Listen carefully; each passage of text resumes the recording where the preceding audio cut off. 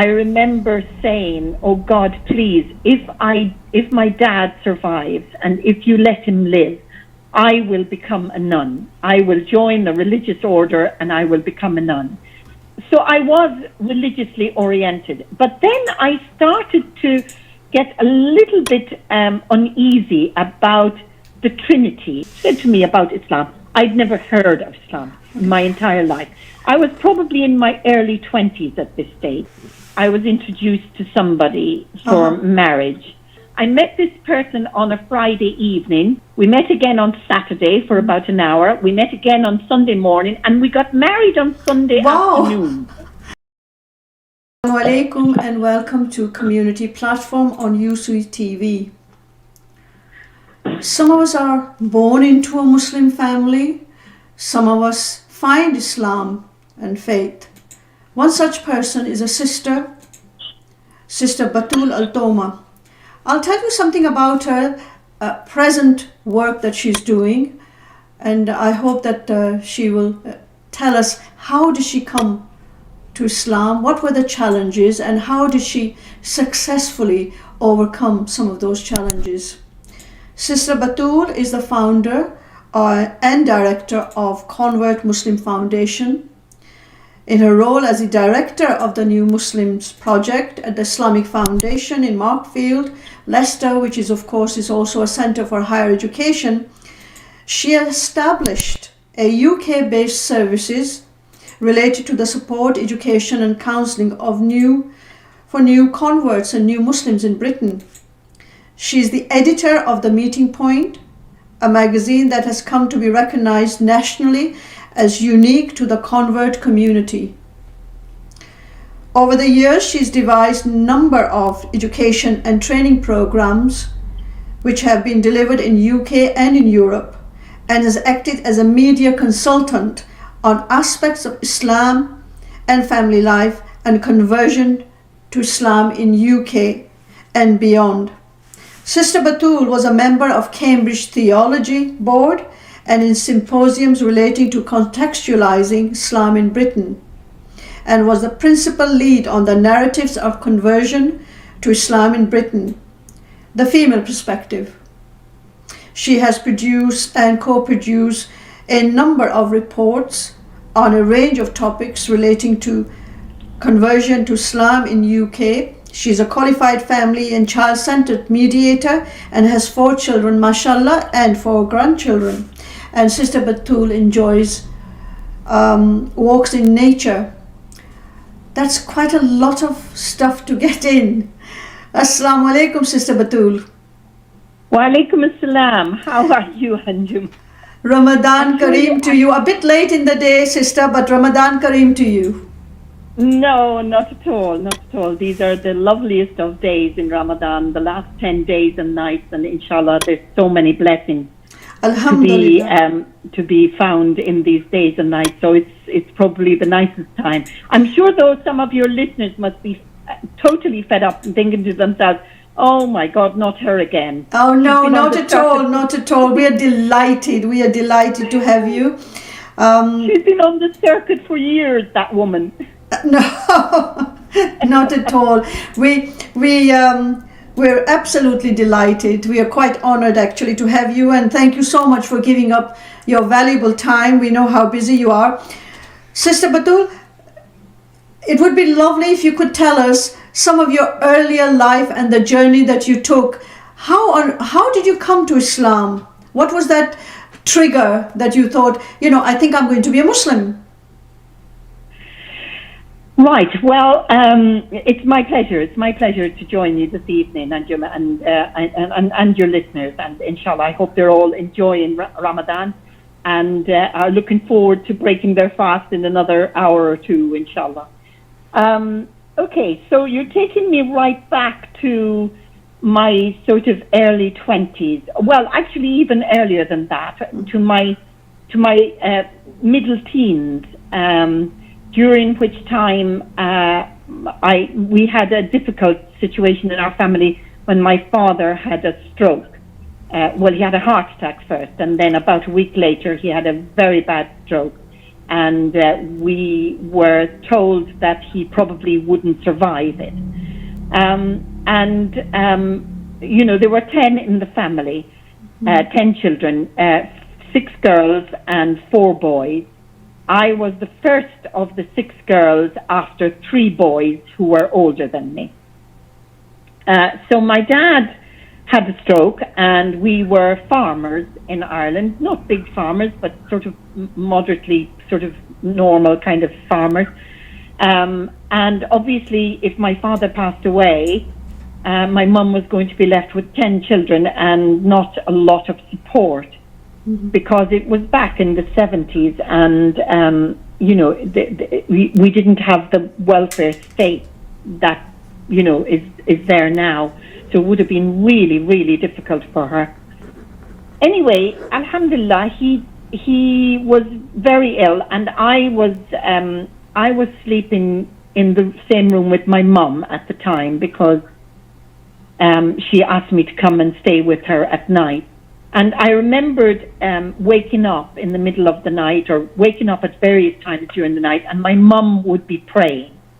She was a very conscious believer, and so was my dad. Lord have mercy on both of them. They were really good people, and very conscious in the sense that they were determined to bring us up as a family of people who were a family of faith, and who attended church and attended mass and whatever it was we needed to do. And she was always praying at night when I would wake up. And in my, sort of very early teenage years, I remember waking up and I used to hear her praying her rosary. And I was so afraid and terrified by what might happen.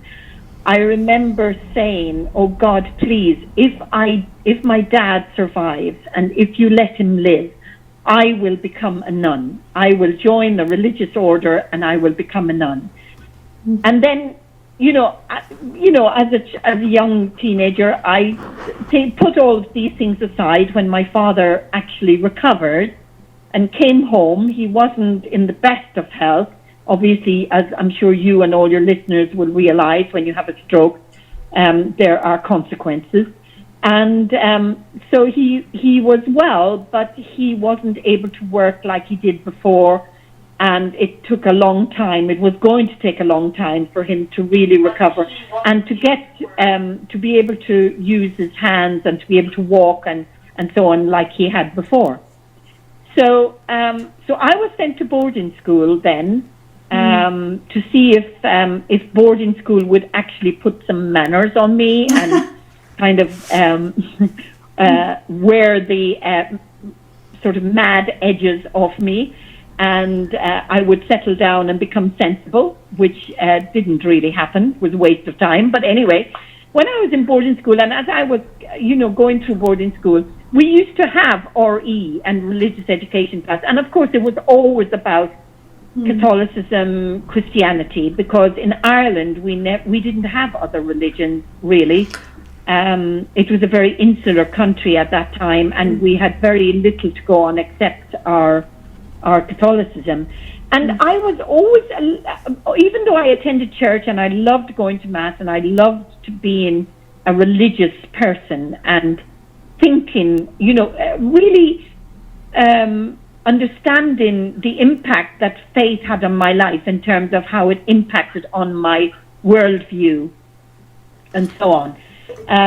So I was religiously oriented, but then I started to get a little bit uneasy about the Trinity and about the person of Christ and about God made man and about all sorts of things theological.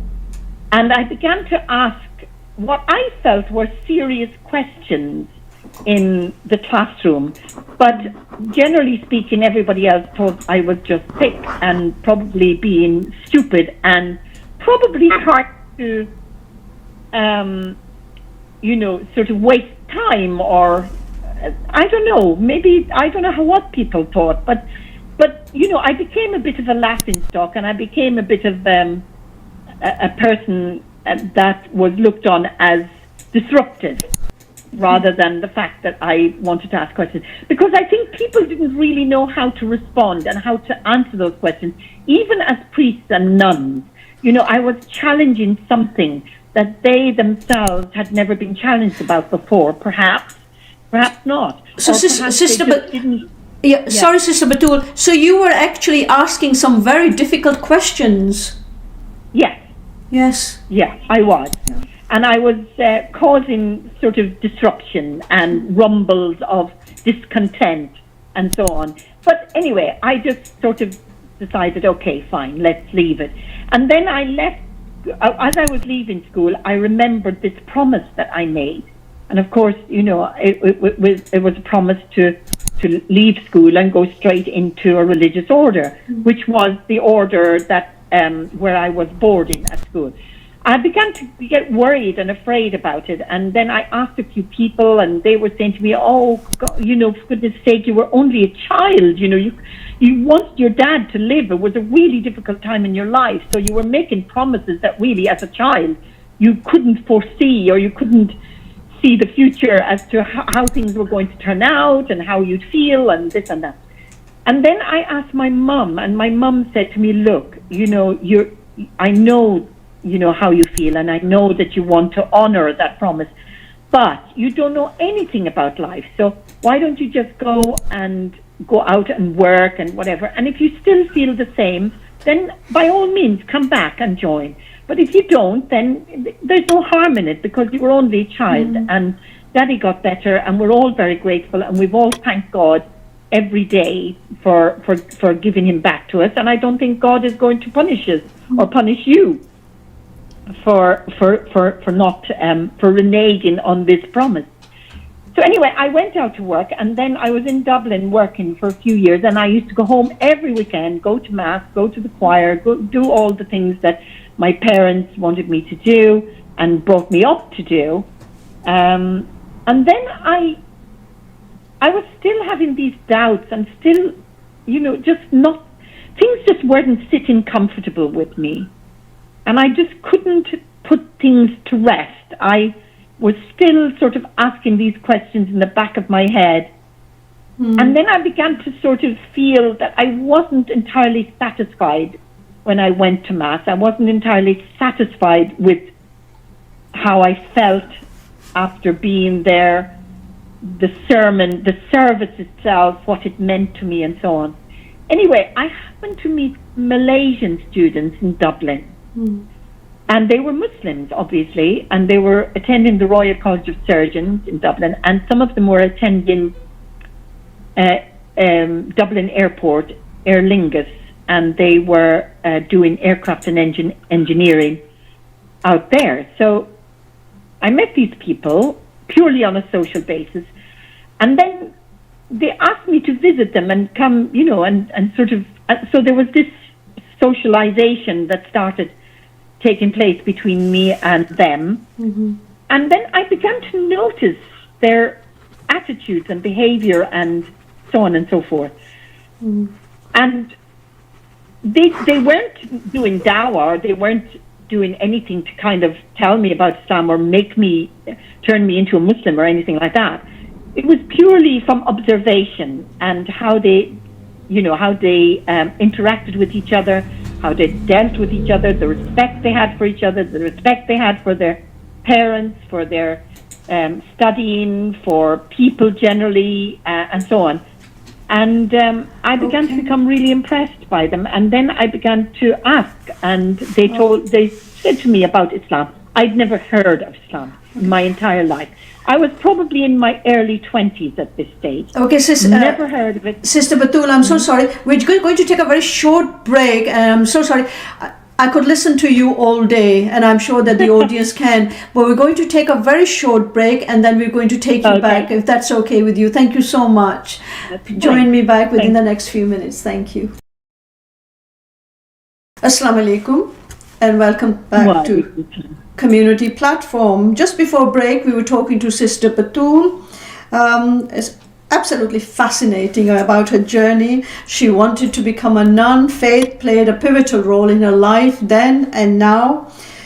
but she was also asking some very difficult questions. And when people ask difficult questions, sometimes the audience can become very uncomfortable. Sister Batool? Yes, I'm here. I think during the break I asked you a question. At any point did you wanted to become, a nun and say, look, this is what I wanted to be? Yes, I really did feel that religion was my calling. And I did see, and of course, in Ireland, because we were Catholics and because of the Christian community, if there was a nun or a priest in the family, I mean, it meant that literally everyone in the family had a ticket straight into heaven. So, there was a very strong emphasis on religious life. And I had spent 5 years in the convent as a boarding student. And I heard the nuns chanting in the evenings, in the mornings, the prayers and the Gregorian chants that they made. And I loved it. I really did love it. I felt very close to God, and I felt a real strong connection. But then again, I was having these doubts, and then I left and I went to Dublin. And of course, I just mentioned I'd met the Malaysian students. Yes. And then suddenly I became so interested in this religion that I'd never heard of before. And the more I read about it, the more it literally, just was like a round peg going right into the round hole. I knew straight away that this was exactly what I wanted.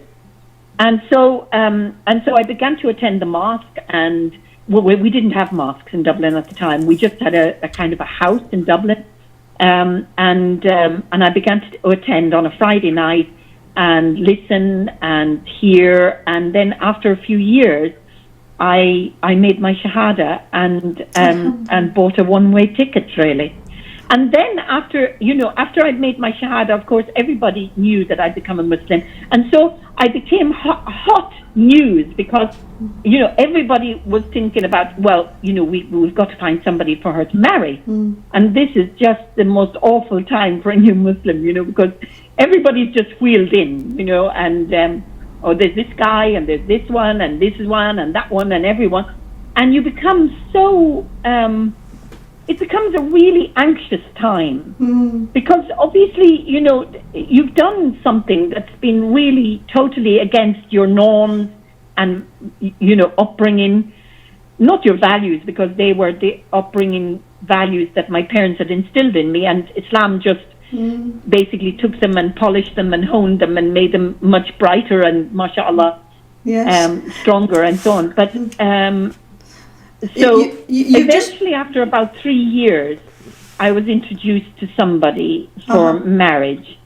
It was the most frightening weekend in my entire life. But I met this person. I told you I'd drop in a clanger. So I met this person on a Friday evening.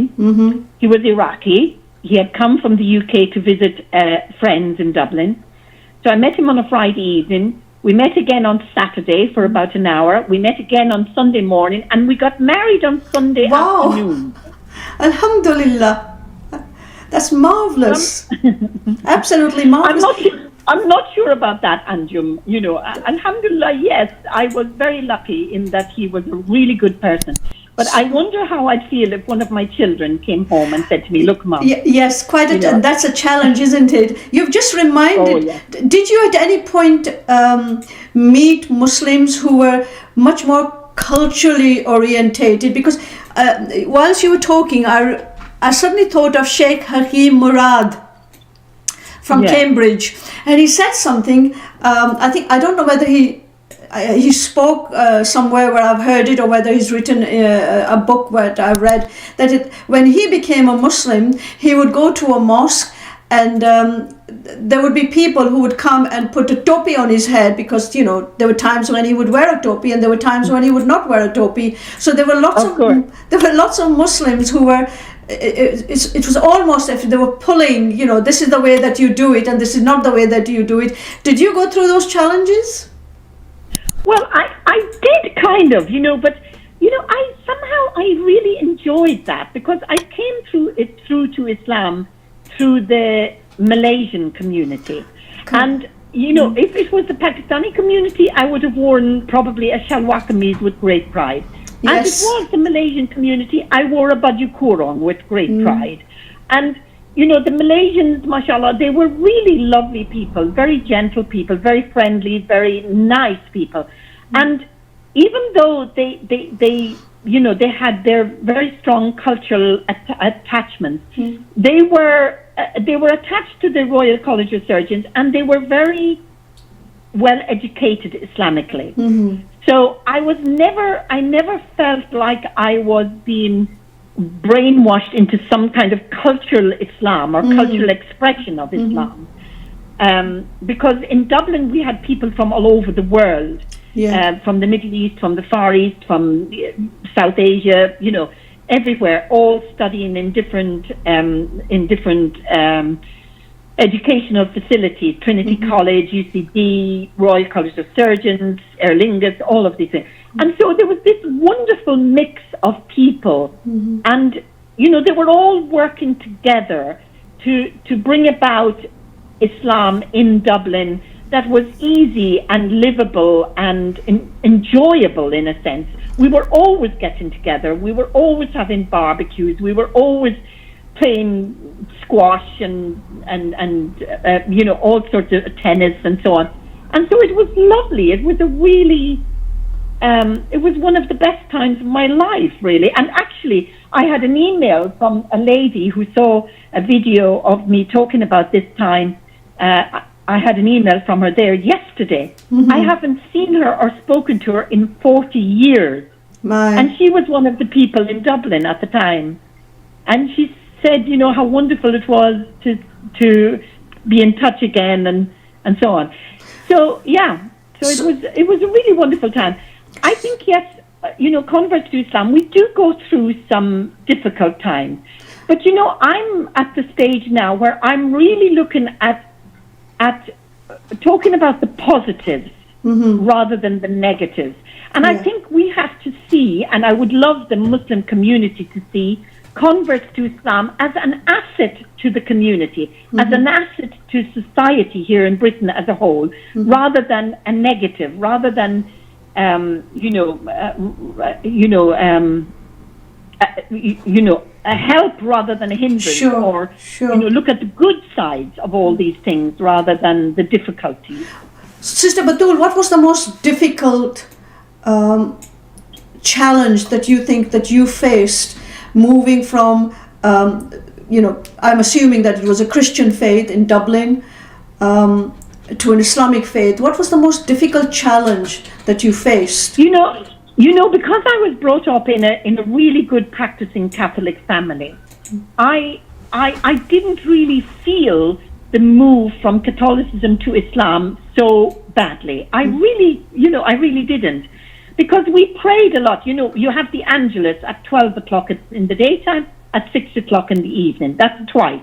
Then we were taught as children to pray in the morning as soon as we woke up and before we went to school.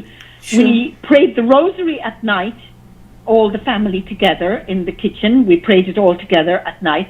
So that was 1, 2, 3, 4. So, I mean, you know, there was just one more to add on, you know. Yes. Well, and really, you know, when we had Lent, you know, my mum always made sure that we gave up something that we really loved for Lenten period. So there was a little bit of fasting there. Once a week we would fast on Fridays. So there were lots of things that were very, very similar to Islam. I think the biggest problem and the biggest challenge for me, Anjum, was the sadness and the trauma I caused my parents. Yes, absolutely. That was absolutely. Yeah, and they were heartbroken. And you know, I say to converts to Islam now when they say to me, "Oh, my parents are upset, and you know, my family are upset," I always say to them, "I would be upset if your parents weren't upset." Yes. Because they are your parents. It's their prerogative to be upset.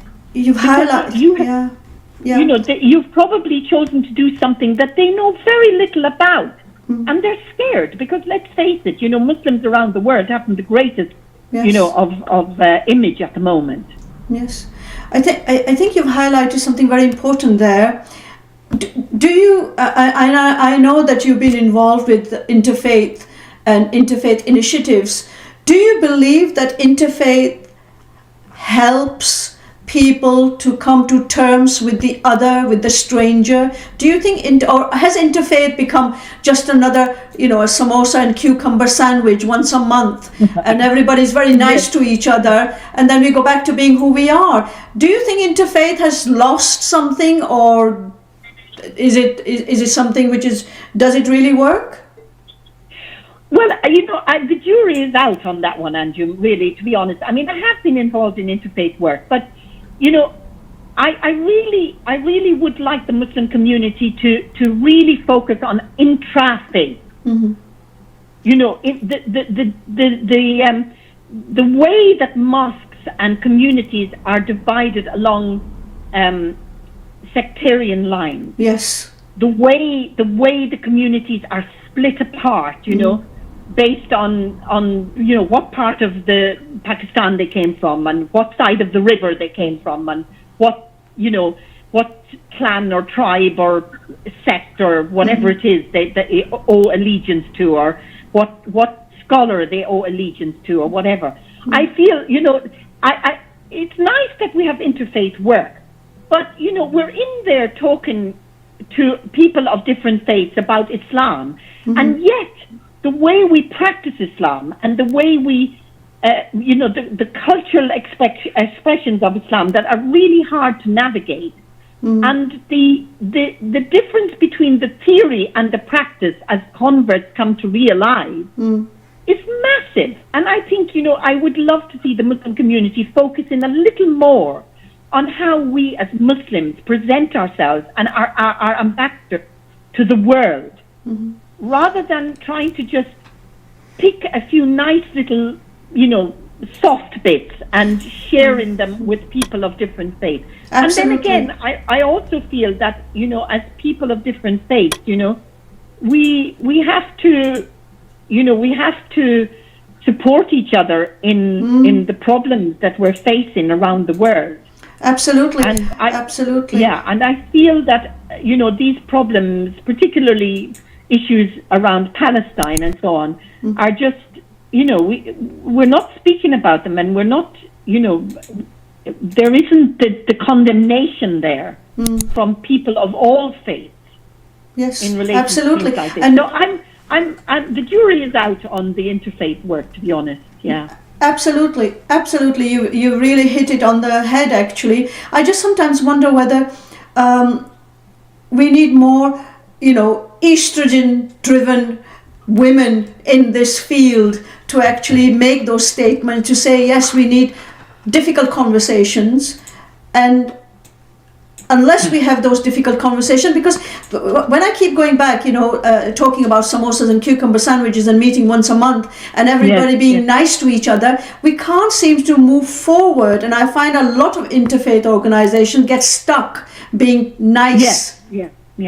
Well, in Leicester, I mean, when I was part of the interfaith group here, and I still sort of interact with it now and then, I mean, as a woman, as a Muslim woman, and we would have our interfaith meetings in St. Philip's Church, which is just across the road from Omar Mosque. And when the Adhan went, I, as a woman, couldn't go to Omar Mosque to pray, but I was given a space to pray in St. Philip's Church.